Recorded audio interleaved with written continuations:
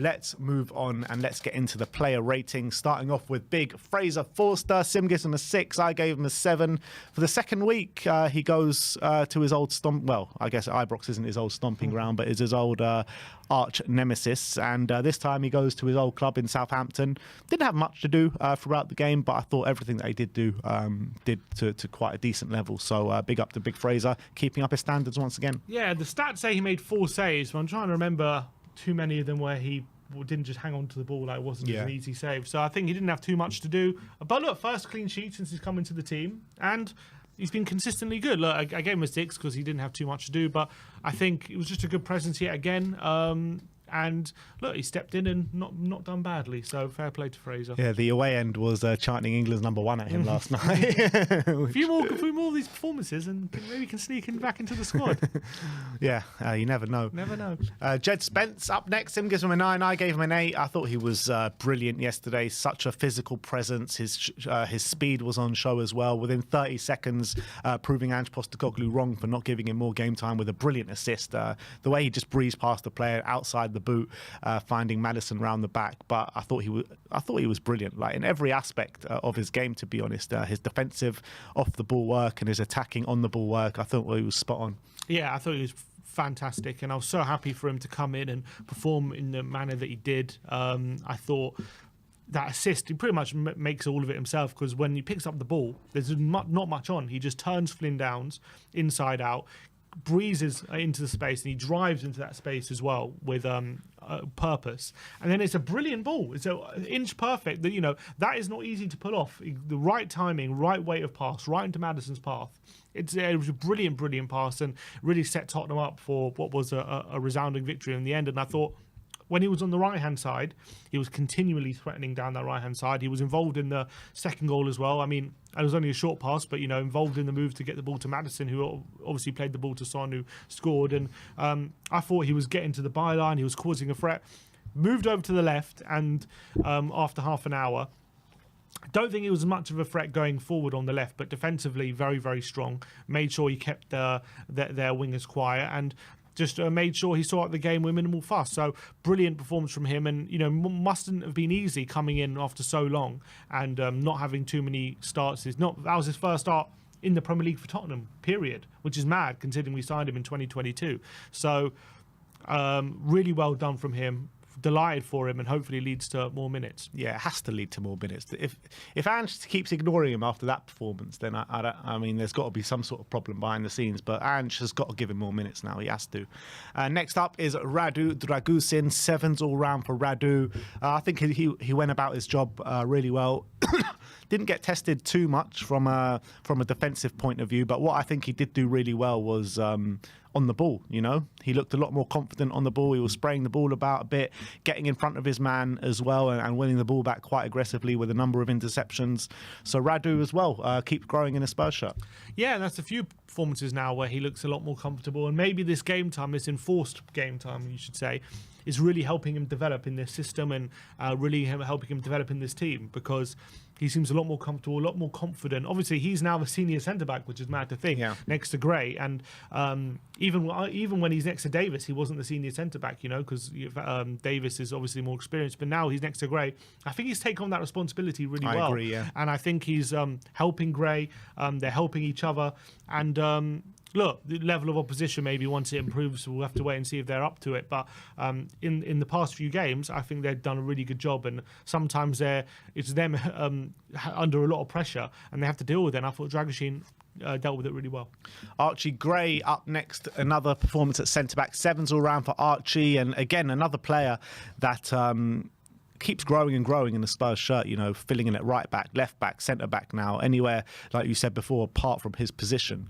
And I think he does it with such quality. I love what he's showing on the ball at the moment. I love how calm and assured he is, and confident within himself as well. Like, how many 18-year-olds can you see in the Premier League stepping in at centre-back completely out of position and putting the level of performance that he does on a regularity? So I'm loving what I'm seeing from Archie Gray at the moment, and utmost respect goes to him, man.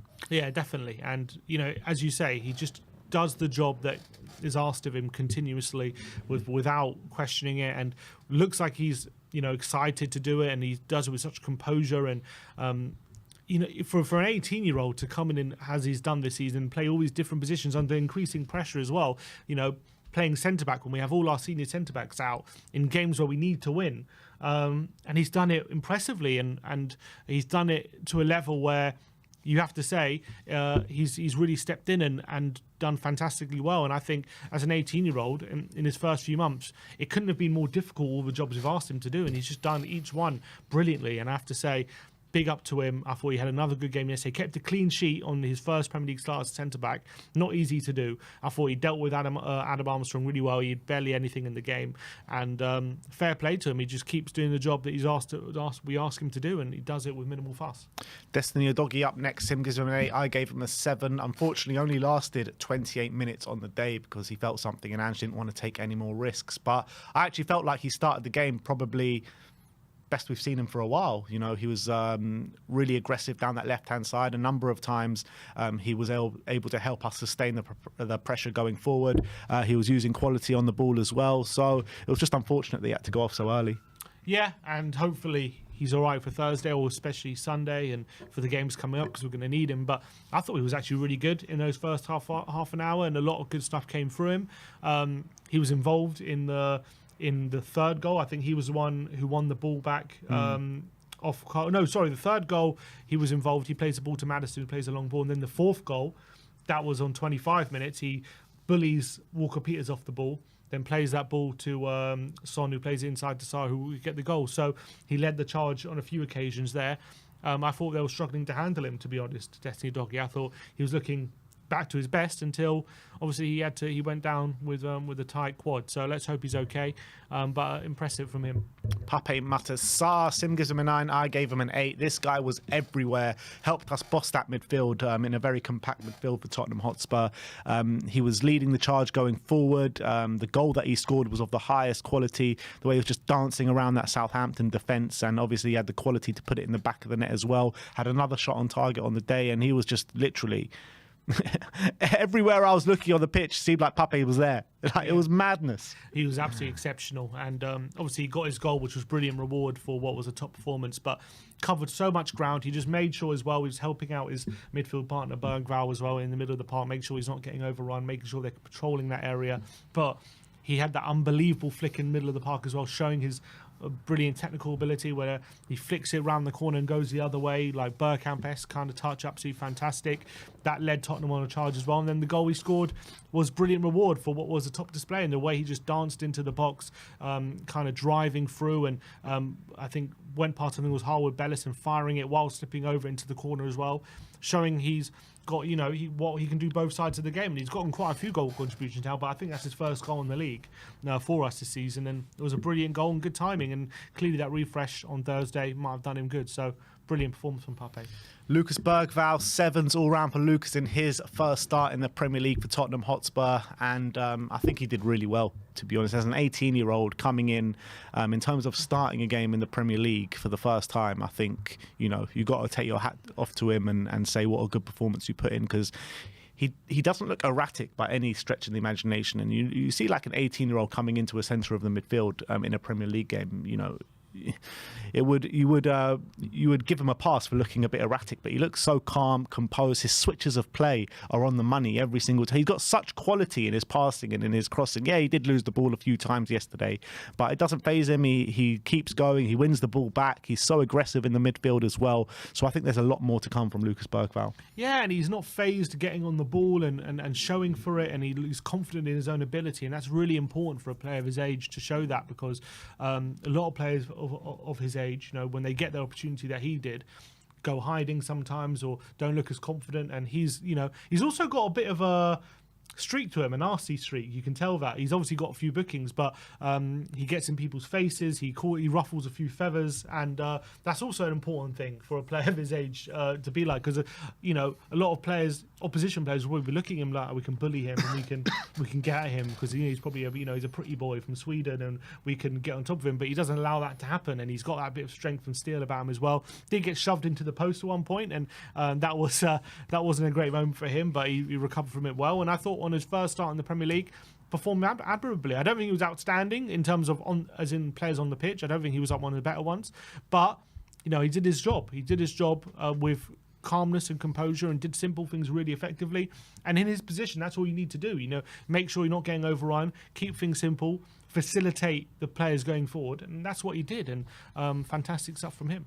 James Maddison up next, a big fat tens all round who was my man the match. James Maddison, he was literally unplayable yesterday for those 45 minutes. Got 2 goals on the day. The second one was with real quality from such a tight angle. To put it in the back of the net from there was incredible. But when he was charging forward, they just didn't know what to do. I mean, they couldn't get... I think all of his dribbles were successful yesterday. Aggressive off the ball. How many times as well did he win the ball back in the middle of the park when he just had no right to win it back? Like, he would do some like crazy diving on the floor and just sticking a leg out and just winning the ball back. I was like, what the hell is Maddison on today? But I think that was his best performance in the Spurs shirt by a long way.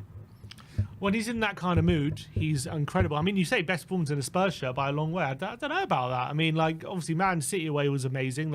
We played Brentford early in the season. He was unplayable on that day as well. He's had some pretty good performances. I've never seen him so dominant, where literally every dribble is successful. Every time the ball comes close to him, he's winning it back. I think the Brentford game was similar. Anyway, look, this isn't in comparison to his other performances, but he was brilliant yesterday.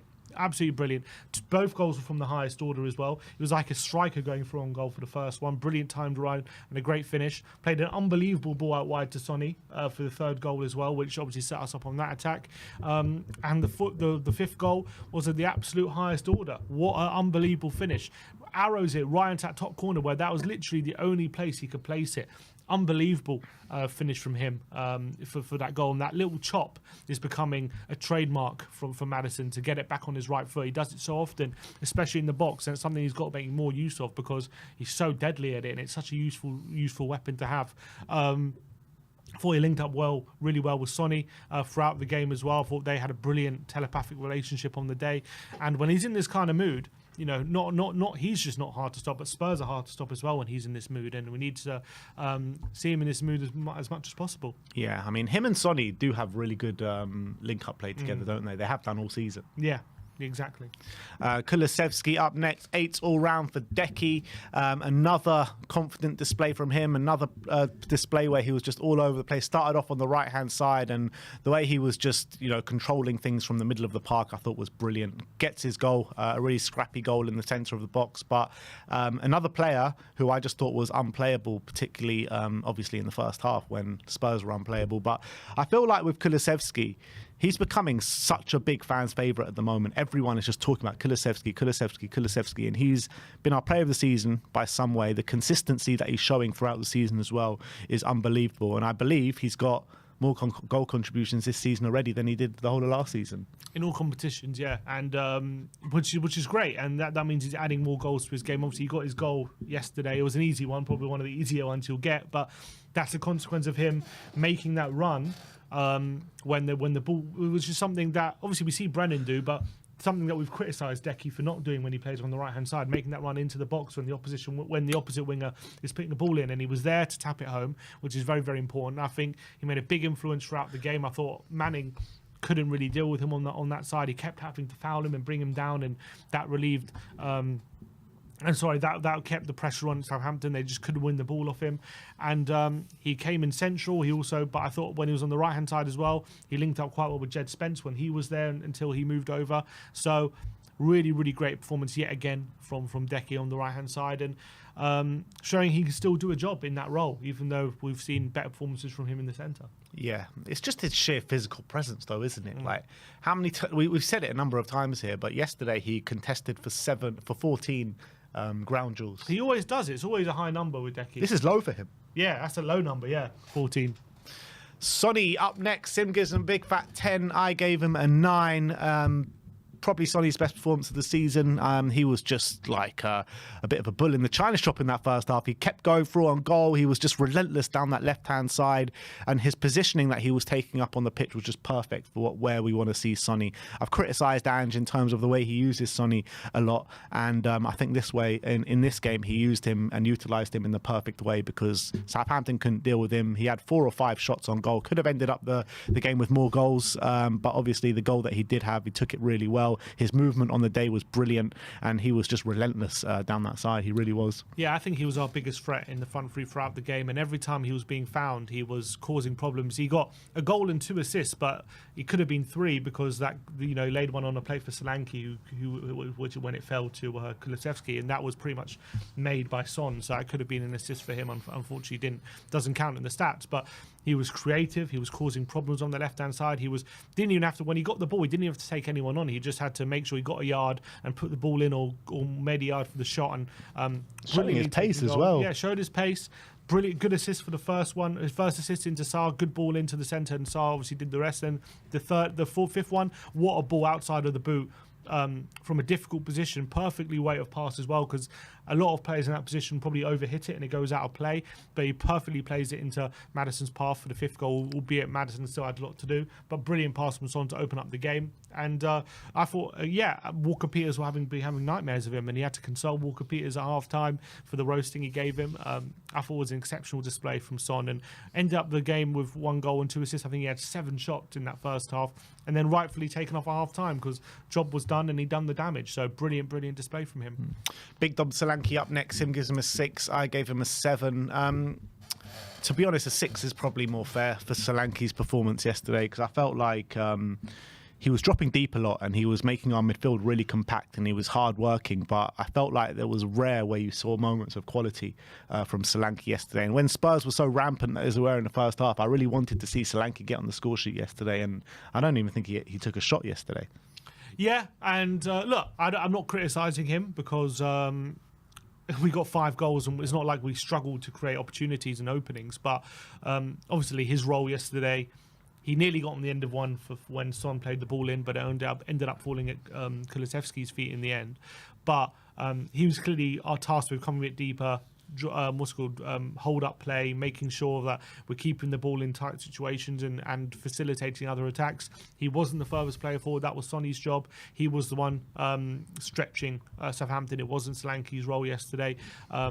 And he was a bit anonymous, to be honest. He didn't really get involved. He was deeper than Maddison and Kulusevski. Yeah, and look, if that was his role, and look, if we struggled to create opportunities and stuff like that, I would say Solanke's got to do more. But at the end of the day, he facilitated the other attackers, and it's not like Maddison or Son or Decky had trouble getting in the box and scoring chances. So was that a consequence of Solanke's movement or where he was, and did he draw other players out, or was it regardless of that? I'm not sure, but either way, we scored 5 goals and we had a bucket load of chances. So as long as that keeps happening and Solanke's just doing his job with hold-up play, I'm not going to criticise him, but yeah, I would like to see him more involved. I think the one thing I was actually getting frustrated with Solanke in the away end yesterday was the amount of fouls he was giving away, and needless fouls as well. I didn't think he needed to do that. But anyway, I'm not going to criticise him too much. I did think, he puts in such hard work ethic and work rate for the team. It's much to be commended. But let's move on to the substitutes. Pedro Porro, who came on after half an hour for Destiny Udogie, 6s all round. Again, I do think he's looking a bit leggy and a bit tired, and he could have done with just sitting this one out completely. But unfortunately, that wasn't to be because Destiny goes off injured. And yeah, he was all right, but I still think in the second half he got caught a few times. Yeah, I thought on the ball was pretty decent, but off the ball, he struggled. It again looked a bit leggy. I thought Walker Peters a couple of times gave him a bit of trouble in that second half. Nearly scored a goal when he rifled a shot into the near post, and a couple of times there was one time he gave the ball away as well in a poor area and nearly set up a Southampton chance as well. So I thought off the ball, Spence looked a bit more kind of fresh, and Porro still clearly struggling with something in that sense. I thought on the ball, though, was pretty composed and facilitated some good attacking moments. So not too many complaints there, but again, defensively, compared to Spence, didn't look as good. Yeah. And the last player that we're going to rate is Brennan Johnson. Sim gives him a 6. I gave him a 4.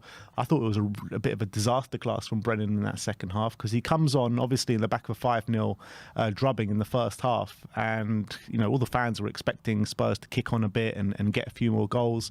Obviously, a lot of Spurs players maybe were tasked with just taking it a bit more slow, taking a bit of a breather, make sure we just get through this game with no injuries or anything like that. But Brennan, he comes on, and I just don't think he added anything, to be honest. I thought he was backing out of challenges a bit as well. He just couldn't make any sort of impact in the game. Yeah, it wasn't great. I think, look, the game was dead, so it was circumstances where we weren't really going forward too much. It was just kind of soaking up pressure and just, there was not much intensity in that second half. But Brennan obviously came on and didn't make any real impact. The only time he was Werner set him up for a chance, and he put it over the bar when he should have scored. So that was a good moment. That was a big moment for him to obviously get a goal. Didn't really impact the game, but under the circumstances, he didn't really need to be honest. But obviously he's going to get judged for not hurting that Southampton defence as much as we were hurting them in the first half. But yeah, clearly the team dropped off. It wasn't just him, so I don't want to blame him for a drop off when the whole team dropped off. But when he did get that chance, he missed it. So yeah, didn't really have a great second half. Big Ange Postecoglou, Sim gives him a 9. I gave him an 8. I think with the starting lineup that he chose, an 18-year-old at centre-back, an 18-year-old in the heart of midfield, and Jed Spence, who hasn't played, who he hasn't barely given a chance to all season, starts at right back. Obviously the changes were kind of forced. Porro needed to come out of the team probably a few weeks ago, but finally he does that and gives Jed Spence the go. And it all worked a treat, didn't it? Because Bergvall didn't look out of place in the middle of the park. Archie Gray growing game by game, and Jed Spence put in a performance that really sends a message to Ange Postecoglou. So when I first saw the team sheet, I was very happy. I was really happy that I saw those changes.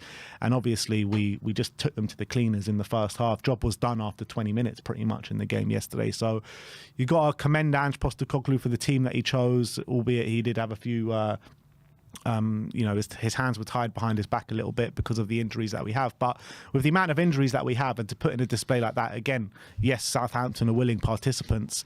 You got to give him the utmost of credit for how we've been over the past couple of weeks or past couple of months, how poor we've looked, and we've responded in a really good manner yesterday and finally got back to winning ways. We finally won a game of football, and as much as we criticise him, we got to give him praise when he deserves praise, and I think Ange does deserve the praise for yesterday. The only little criticism I'll give him is not to make changes earlier in that second half, because the game was done, the game was won. Why not bring on a few kids and see what they can do for a longer amount of time? Yeah, I agree with that. I think I wanted Lancashire to get a bit more time, that's for sure. I wanted Sankey to get a bit more of a rest. But as you say, his hands were tied with the Porro sub. I think taking off Son at half-time was absolutely the right decision. 5-0 up, and we're managing his minutes. And when he's looking as fresh as he was in that first half, we need him at that level as much as possible, so take him off as soon as possible. Yeah, I think he managed the game pretty well. I don't know if it was an instruction in that second half to drop off or whether the players naturally dropped off 5-0 up. I think it just happens naturally. It might have just happened naturally. Either way, I didn't mind it because we just have to make sure we're not getting any more injuries right now. So don't need to go hell for leather when we're 5-0 up and we've got all these injuries at the moment. I think in a different circumstance, maybe beginning of the season or different moment of the season, I might have been a bit more disappointed in that second half. I think just to where we are right now, I didn't mind it because, we've got a big week coming up and this game is won. So I think the game was managed well. The subs were fine, apart from maybe bringing on Lancashire a bit earlier. So, look, the first half we blew them away, and we needed to in this game because he knew Thursday we had a taxing, game in Europa League, and if we didn't have this game won, we could be getting tired in that second half. And maybe that's also what happened. Did we look a bit leggy because of that as well? So had the game won in the first half, the big players stepped up, and maybe he said after the game they sensed that they needed to have a real fast start in this game. And did he instill that in the team? Look, second game in a row in the Premier League anyway that we've been 2-0 up after inside 12 minutes, and we've had these fast starts. Couldn't sustain it against Chelsea, but in this game, I said even in the preview, if we have a fast start like we did against Chelsea, we're not going to give it up, and so it proved. So Ange managed it well. Yeah, the one request I have for Ange Postecoglou right now, though, can we please just put to bed this Brennan at left wing experiment? Because we've tried it 3 times now in the last 3 weeks or whatever. Yeah, why 2 not weeks. bring? I don't know. Why not bring on Werner there in that situation? I don't know. Can we just stop Brennan on the left wing, because it just doesn't work. He's not comfortable there. He doesn't play well there. He doesn't arrive at the back post or give us anything that his strength entails. So please stop. Well, that is our player ratings for the